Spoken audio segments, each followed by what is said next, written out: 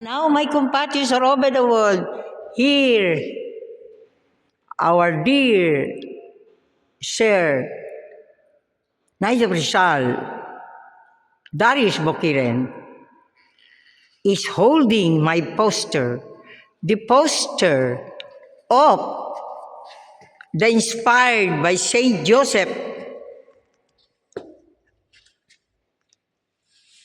phototext publication entitled The Spiritual History of the University of the Philippines for the World.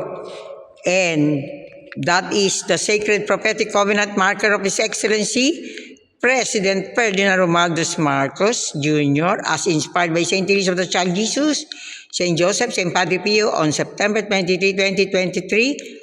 And this is the UP Covenant Monument in UP Diliman, University of the Philippines, Quezon City, a legacy project of UP System President Alfredo E. Pascual, funded by Rizal Blumentritt Pamatalaan Academy President Rafael Abelino Morales.